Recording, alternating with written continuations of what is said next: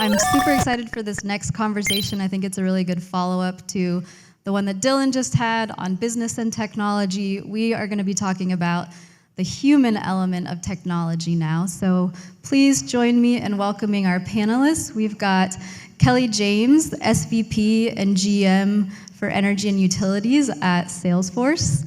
Deanna Rodriguez, she's President and CEO at Entergy New Orleans.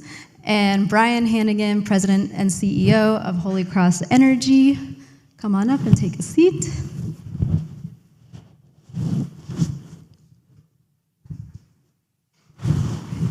So thank you all for being here today. So I'm gonna get right into it. Kelly, I'm gonna start with you. So we're talking about this human side of technology. So when it comes to human-centered design, how does that really help customers make decisions? How does that drive decision-making for customers and make it a little bit easier for them? Yeah, great. Thanks, and thanks everybody for being here. Thank you guys for having us here today too. I really appreciate it. I'm Kelly James. I'm with Salesforce, and we spend a whole lot of time in our group thinking about how we can change the relationship that we have with our own customers, which are utilities, energy retailers, electric vehicle charging providers, and all kinds of those types of companies out there, and then how we can help you all to change those relationships that you have with your customers, with your stakeholders, and your employees. I think it's really important when we think about human-centered design, we're thinking about the customer at the center of that relationship that we're creating, but we're also thinking about the people serving those customers. So we spend a whole lot of time thinking about how we can help employees better serve customers, whether that employee is somebody in the IT group, whether that's somebody in a contact center, whether it's somebody out in the field face-to-face with customers in the community every day. We want to make sure that those humans, those people are at the center of it. And I loved the panel earlier where there was a lot of talking about automation and smart automation and good use of AI, and I'm going to steal, we have a great thinker in our company named Peter Coffey, and he says AI, artificial intelligence, nobody, wants something artificial, and if something has to tell you it's intelligent, then it's kind of, maybe you should question that. So we like to think about augmented insights, things like that. So how can we help the human that is there make better decisions, and in this case, going back to human-centric, have an empathetic and connected experience with the other human, either in front of them, at the other end of the screen, or we're in a virtual work from anywhere space. It could be one-to-many, one-to-one. How can you create like a deeply connected and empathetic connection with your customers and with your stakeholders and with your community, where technology acts in service of that? That's what we spend a whole lot of time thinking about, and that's how we're kind of approaching some of the tools and technologies we're providing to employees and of utility companies and to utilities to help serve their customers.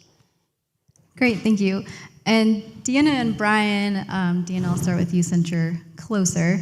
Do you have examples of that within your utility of how you maybe take a human-centered design approach? Well, first of all, yes, and I'm happy to be here. My name's Deanna Rodriguez, and I am President and CEO of Entergy New Orleans. So we're the smallest of our sister companies in New Orleans. We serve Orleans Parish, and we're regulated by a city council. So if there's any need and any question of whether or not you have to have the human side, I'm here to remind you, you absolutely have to have a human side.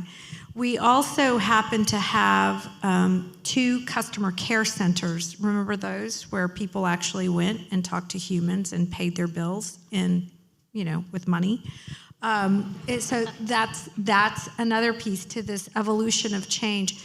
Because we serve a very dense, small town with a big attitude, it is really an opportunity for us to start making that transition. So we have these customer care centers, and where AI works, right? It works well. When it doesn't work, it can be a complete disaster. And so a good example is lines around the block of when your phone systems aren't working, when your call centers, for some reason, your systems have gone down. It could be something like a small storm that we've endured. It could be something like a storm that happens within internal. So you have got to be able to do both and toggle between the two. And unless you have customer attendees,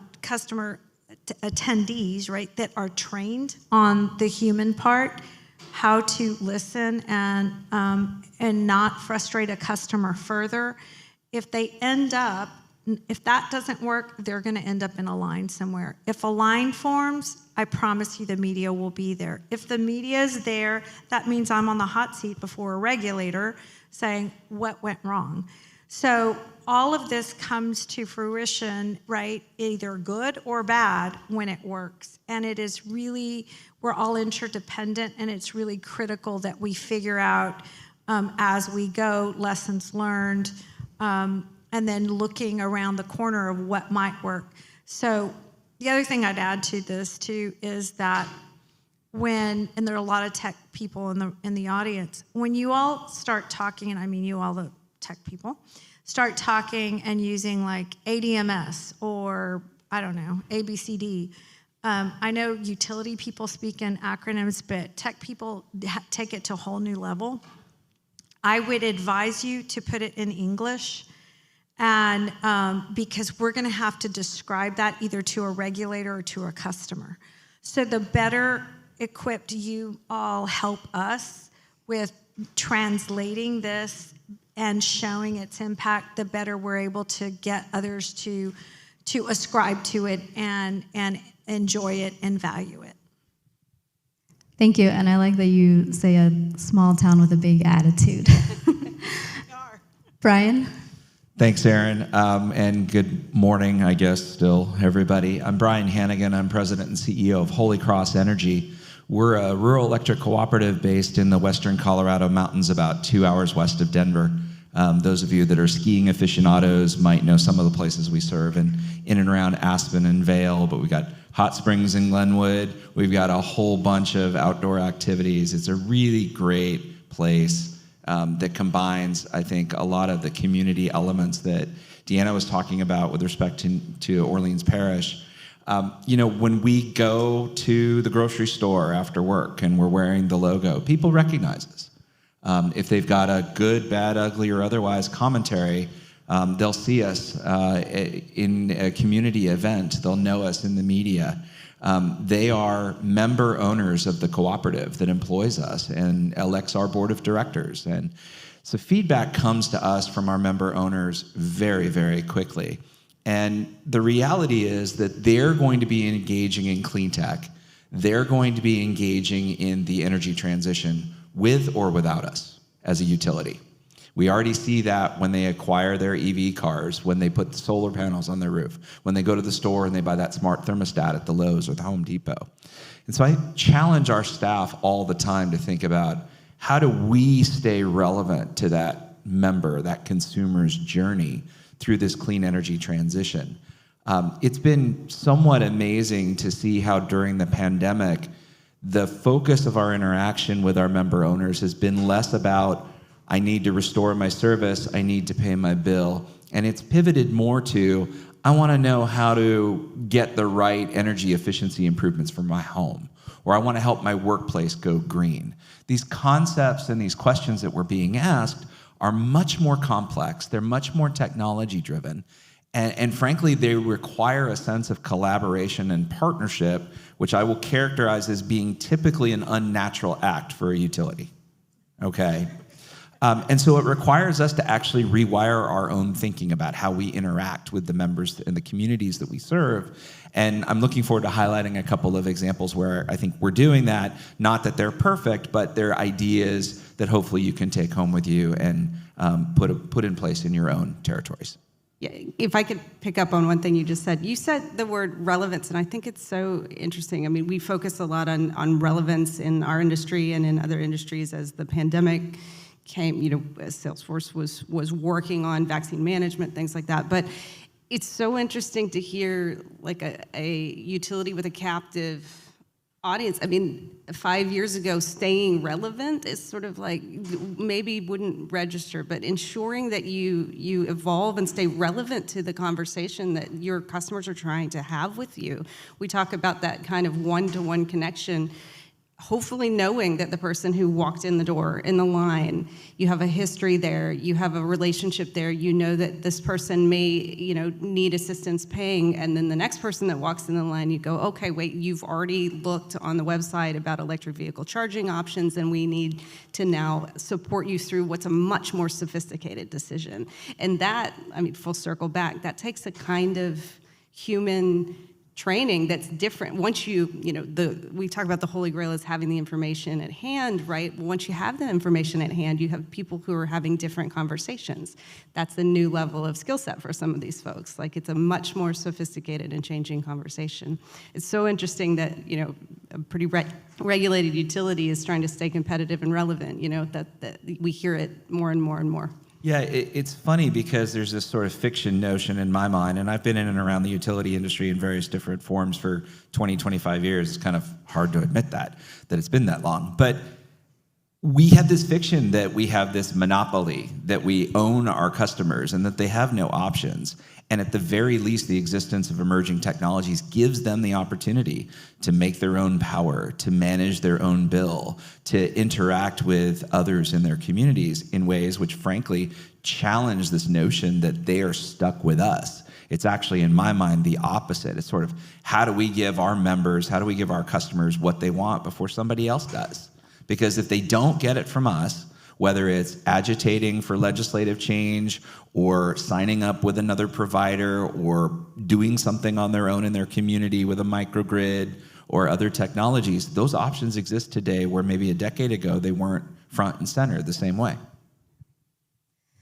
So you guys are talking about more than just consumers, but really communities and stakeholders in general here. So Kelly, question for you is why is it important to expand the definition of some of these programs that really are customer programs, but to expand that definition to like stakeholders in the broader community?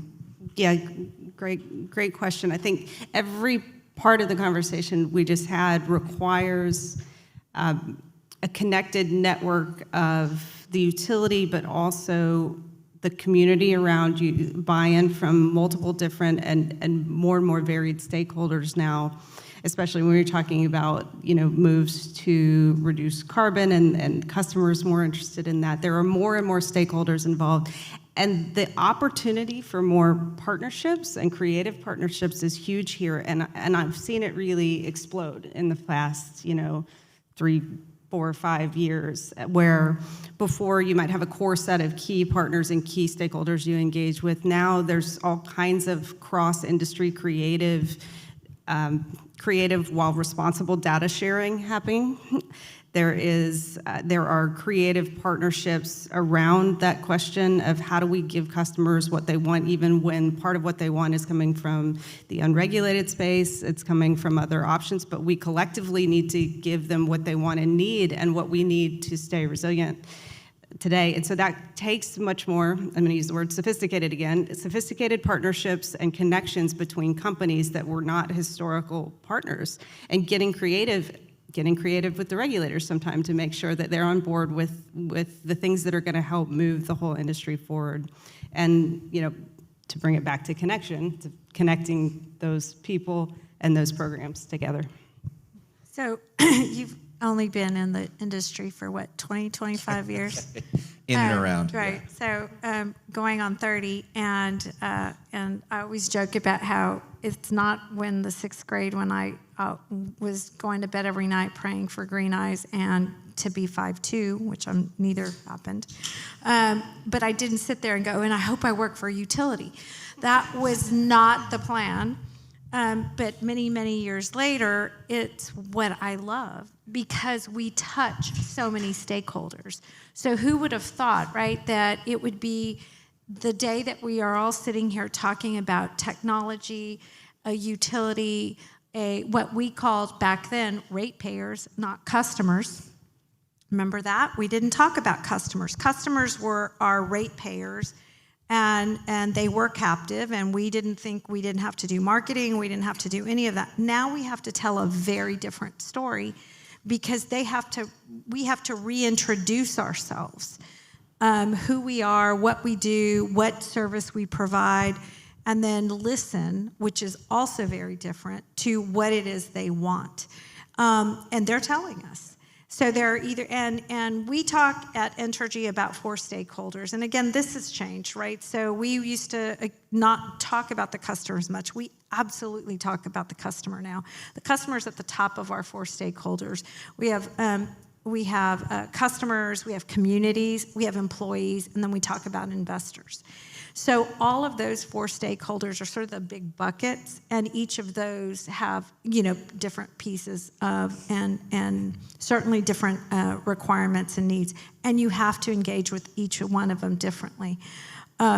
If you fast forward to kind of what we're looking at around the corner, we're looking at renewables clearly because customers are expecting that.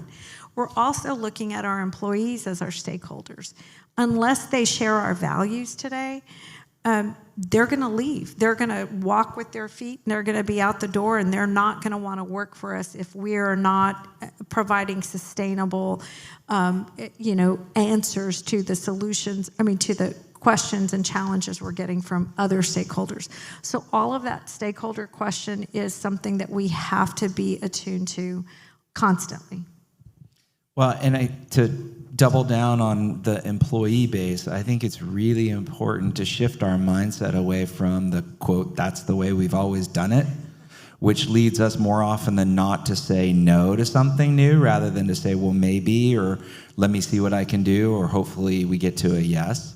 And I think it's really important that our employees feel a sense of empowerment where they can actively solve those problems that are presented to them, even if those problems, those needs from our customers are not the ones that we've traditionally dealt with or have a de facto solution for, but they're empowered to be able to meet that consumer where they are, and even better, ideally, meet that consumer where they're going to be.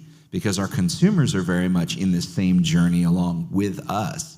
And I think when we hire, when we train, when we promote, the human innovation piece of this, I actually think the innovation part of our business is actually more difficult when it comes to the human side of things. I think we've had a day and a half so far where the technologies are there and all the cool stuff and so on, but it always founders on, well, great, now we have this cool thing. What do we do with it? How do we get it to be valuable? How do we get people to trust it and believe in it and adopt it and kind of go on the front foot as opposed to the, wait a second, this is weird, I need to back up. We're a small utility, but we've got big goals. Our intent is to be 100% carbon-free by the end of the decade, similar to Nancy in SMUD. That means that we have to live in a world where not all the solutions are in front of our face. And our strategy is let's get to 80 or 85% using the ways that we know how. And then once we get there, the rest of the problems will present themselves, and we'll figure it out. And that makes some longtime utility employees very uncomfortable. What do you mean we'll figure it out? What do you mean we don't have an answer? But our communities are cheering us on, and they're supporting us, and we're finding that partnership, that reinforcement of trying to meet our members where they're going is going to be hopefully the key to our success. Oh, go ahead. That's a huge cultural shift. I mean, ensuring that the people working with you, for you, are empowered to take a risk and know that's then embedded in part of the culture, a safe, secure risk, yeah. But a risk nonetheless, and to say, okay, we are entrusting you to be guided by the values that we have as a company, and then go forth and try to, take that and change the nature of how we do some work. It's hard to make that shift. It's hard to set that standard, and I totally agree with you. Many more of the challenges that we talk with the utilities around the world about are about how to change the nature of the way the teams are working to adopt and use the technology in a way that's going to accelerate them the way that they want to. That's the barrier. That's the bigger barrier. Yeah.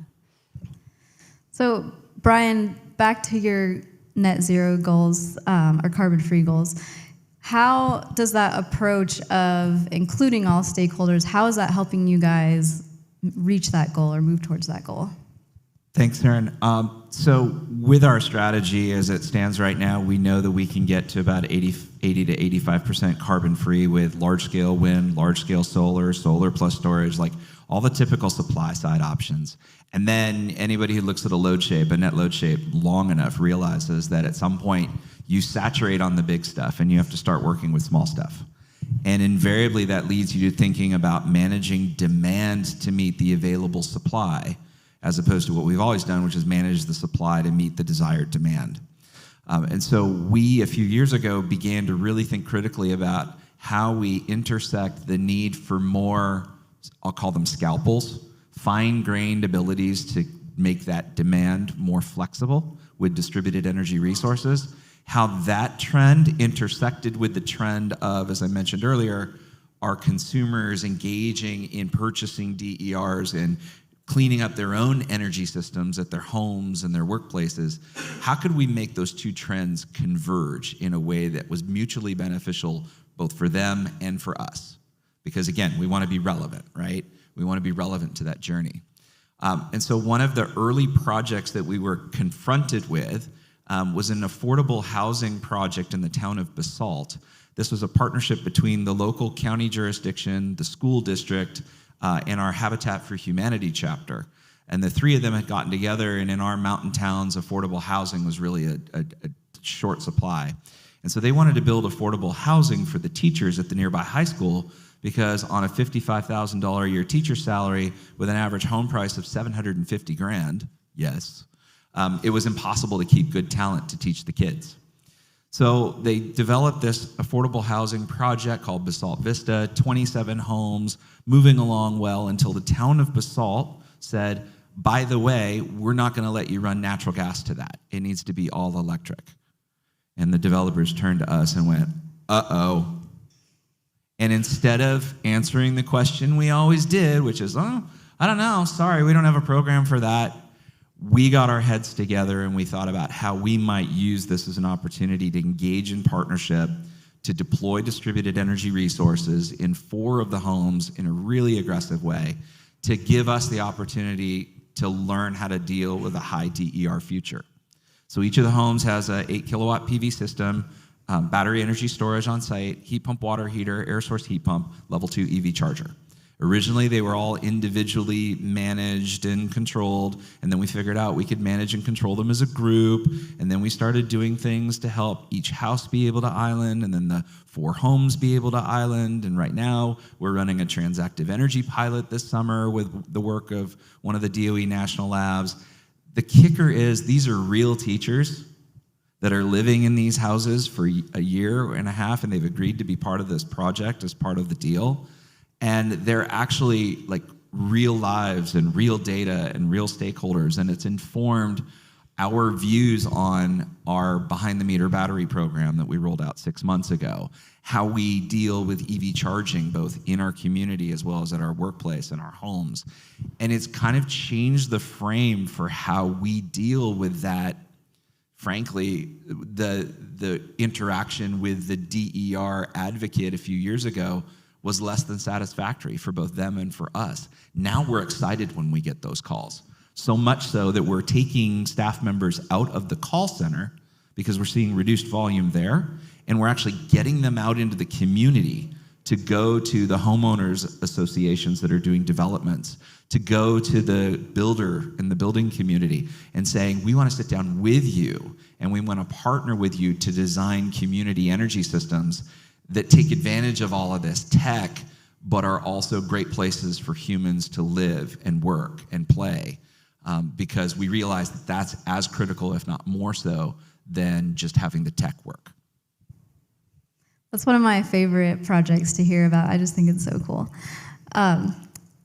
Deanna, you came into your relatively new job sort of in the midst of several natural disasters and a lot of different things going on. So how did you handle that, and how is Entergy sort of using technology to help customers dealing with disasters who've either lost power or had to evacuate or both? So it's interesting because we really are on opposite ends of the spectrum. So 1 in 4 of the residents of Louisiana live at or below the poverty line. And so we have a whole different view of trying to get there. We need to get there. We absolutely are committed to getting to net zero and using technology in the way that you've described. But there's an affordability aspect that is sadly part of and parcel of what we have to address as we go forward towards this. We also live on the coast, and so storms are coming in faster. Faster meaning you used to, I grew up in South Texas along the Gulf Coast, and if you said, okay, well, you're going to get a hurricane, you have 3 or 4 days to figure out where you're going to go, how you're going to prepare. We had about 48 hours for Hurricane Ida, and it ramped up very quickly to short of a Category 5 hurricane. And you have a city that is essentially a bowl, and so you're trying to deal with the technology on top of everything else. So the way we used it, and Erin was very kind to say that I got baptized very quickly. I started in my role at the end of May, and a couple months later, dealt with the storm. I'd never been in a president and CEO position, so it was probably good because I didn't know any better. And like everyone else, you just deal with it, right? You're having to deal with this crazy humanitarian crisis and an energy crisis, and we were out for about 7 days. But within 48 hours, we were able to get customers. We got first lights back on. Technology was customers are trying to figure out, when do I go home and when will my lights be back on? They were looking at a view outage map that failed us to some extent, and we had to use that. So you get from that situation of what worked, what didn't work, to more recently we had a tornado that went through. So it has been natural disaster to natural disaster. But now, the way the view outage map works, so it's a technology addressing real disaster. We had the view outage map that was used by national media, not just for the customers, but to actually show the path of destruction that the tornado took. So they could put the map on top of where power was out and where the path of tornado went. So again, it's this convergence of, and we haven't even talked about digital and social media. So that's a whole other challenge for all of us sitting in this room. And the immediacy of expectations of customers wanting to know exactly when, is my power out? Is my power back on? If I'm out of town and I have evacuated, when will not just my neighborhood be back on? When will my grocery store be back on? When will the lights be back on in my house? So all of this are technology wonders, but it still has to, you still have to deal with the human aspect of worrying about people, first responders, and kind of a footnote to all of that is, as much as we think our industry has changed, we still have to have people out there.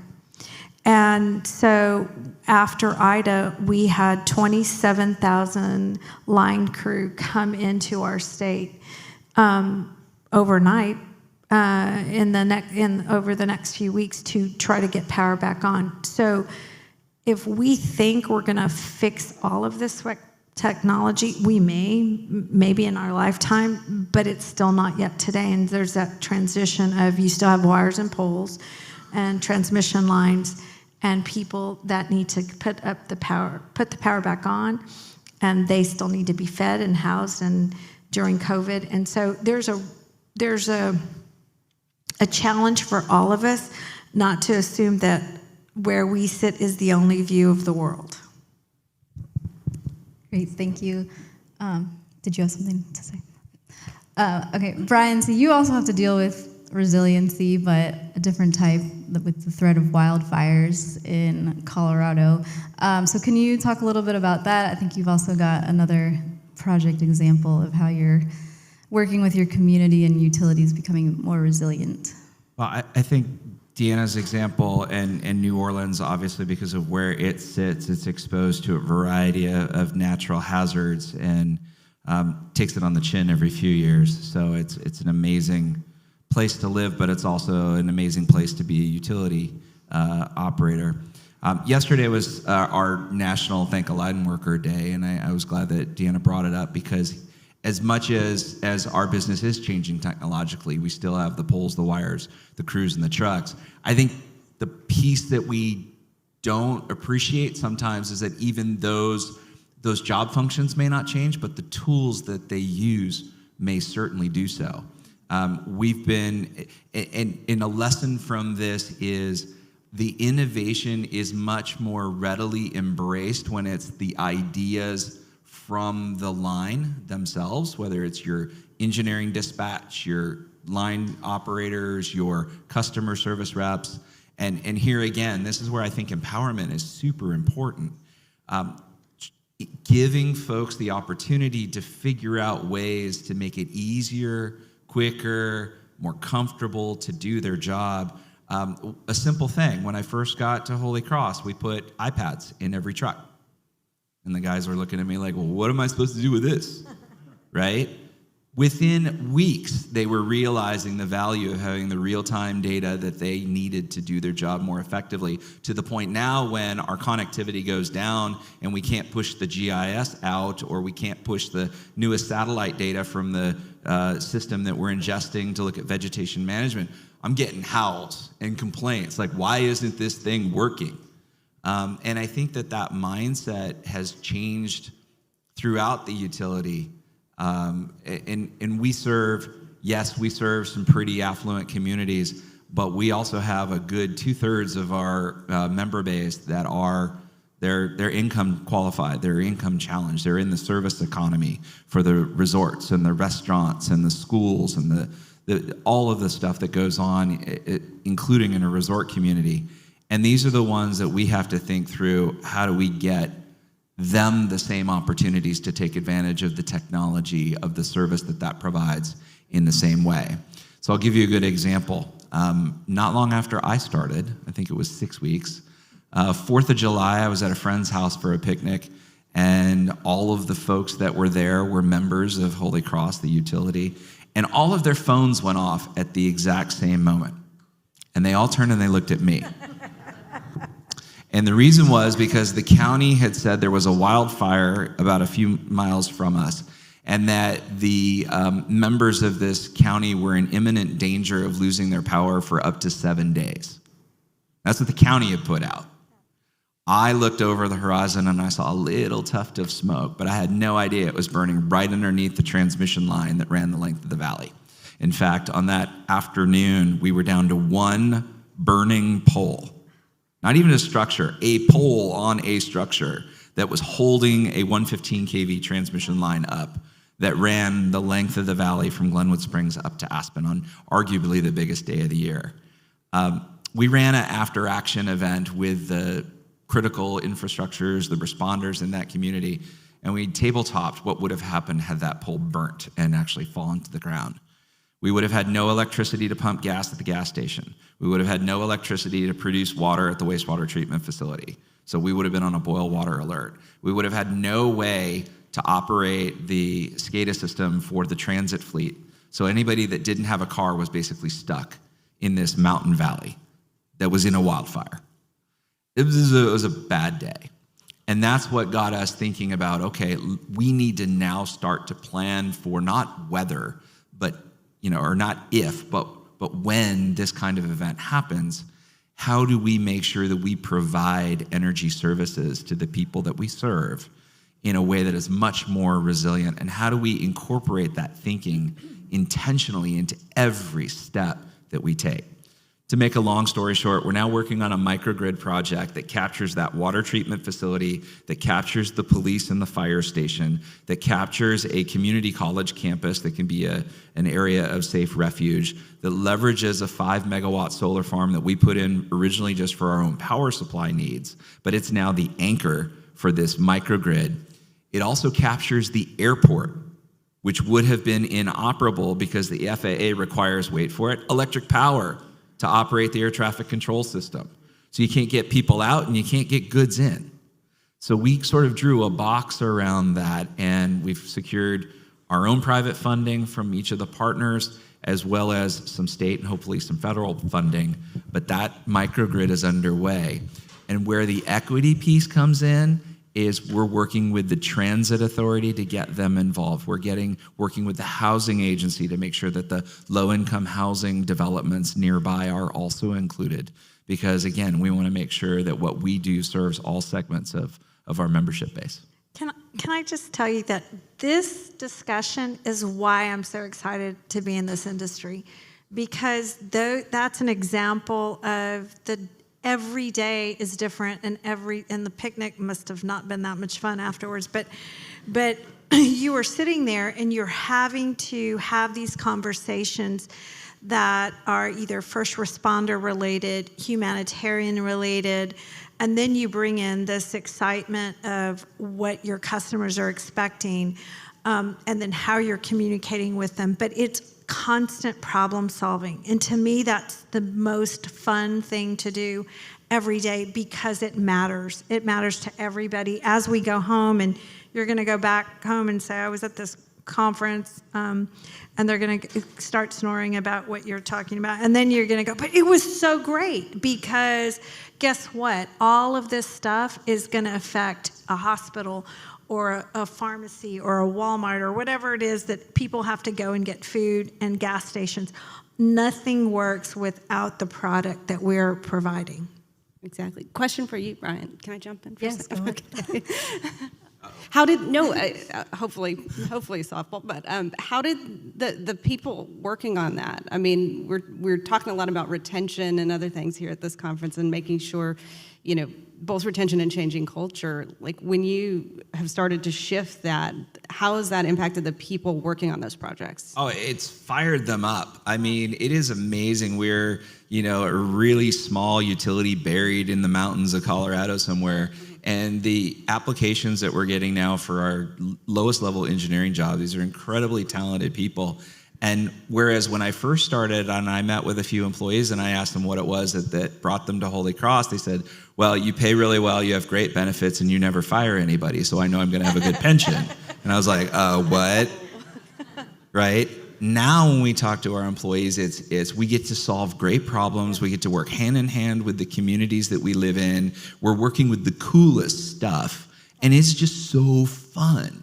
And I think it's a signal when the word gets out about our Aspen Airport microgrid project that includes our own substation and our backup data center, so it's not completely selfless.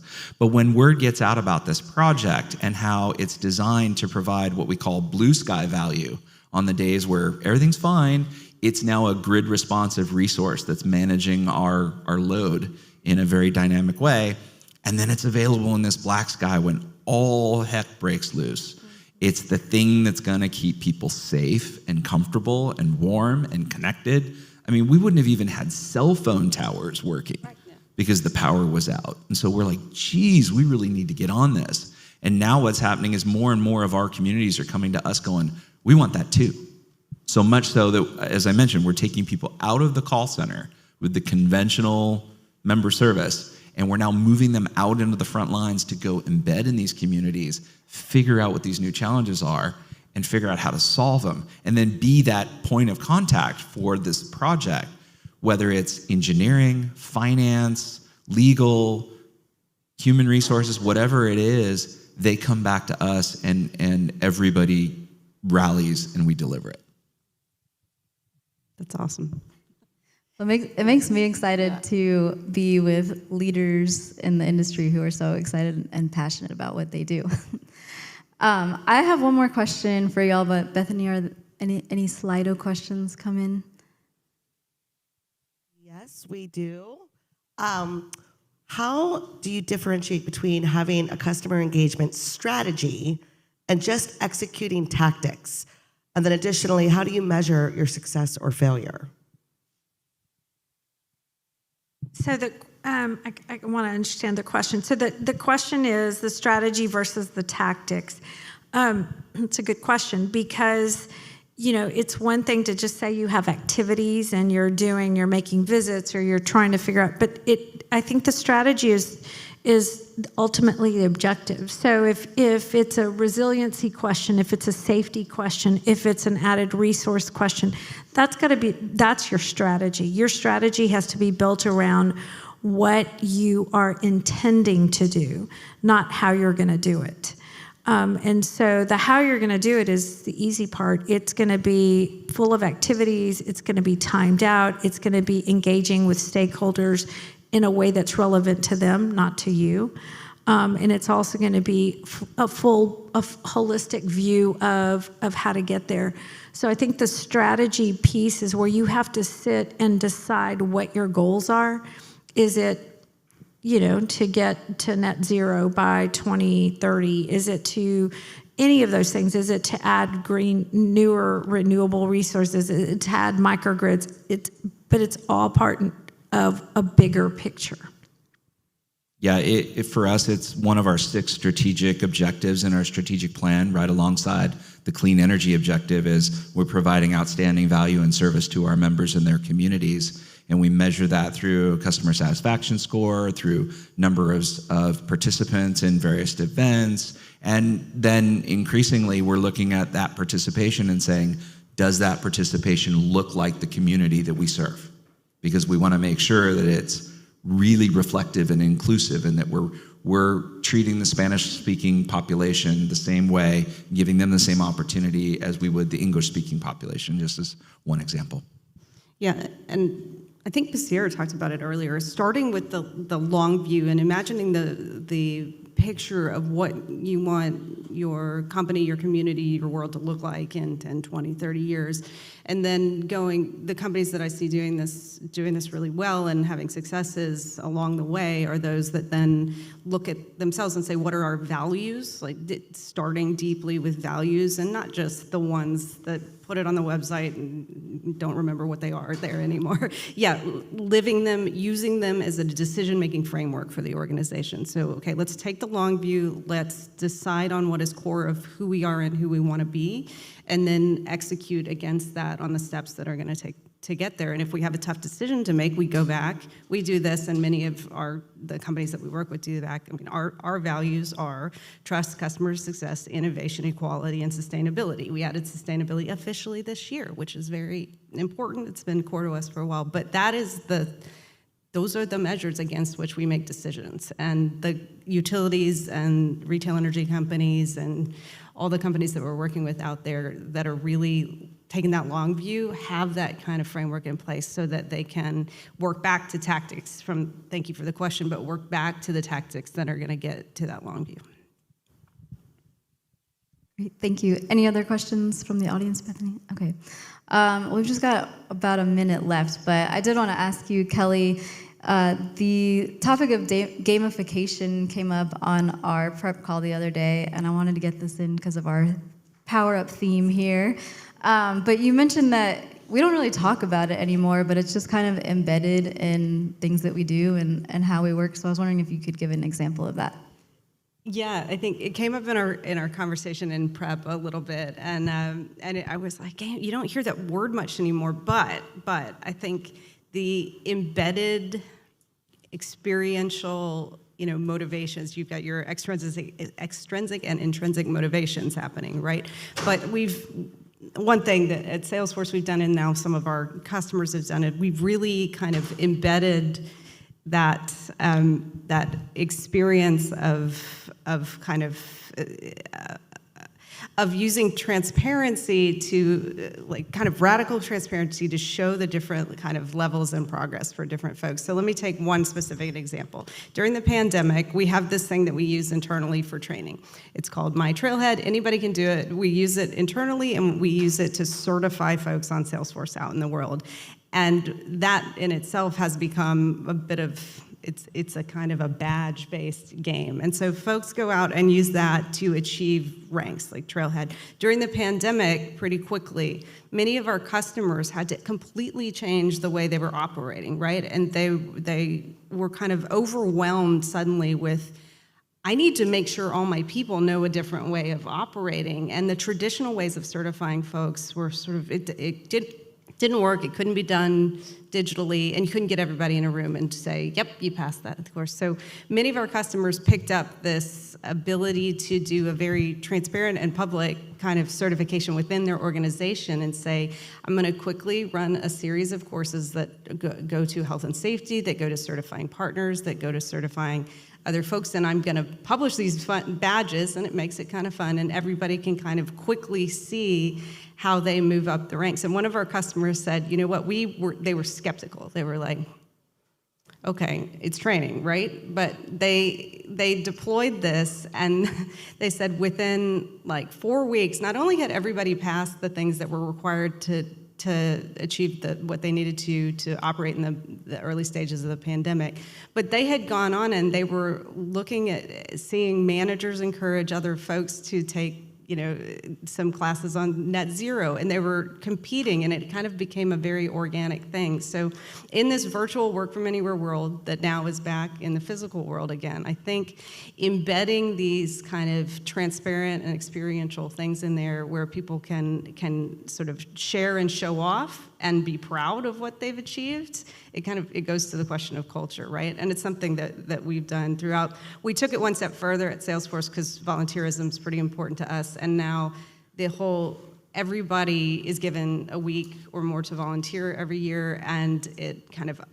doing that unlocks these different levels of badges and showing that off, and then it unlocks actual funding. That as you do more volunteer hours, different funds are available to then donate to the causes that you want. And we've tried this; it's fun, but many of our customers are picking it up and running with it and using it in a much more, in a really valuable way to build their businesses. So yeah, that's a different way to build a culture of sort of transparency and learning.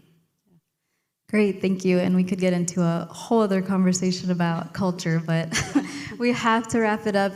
It's been so great talking with the three of you today. Thank you so much, and we will see you out there.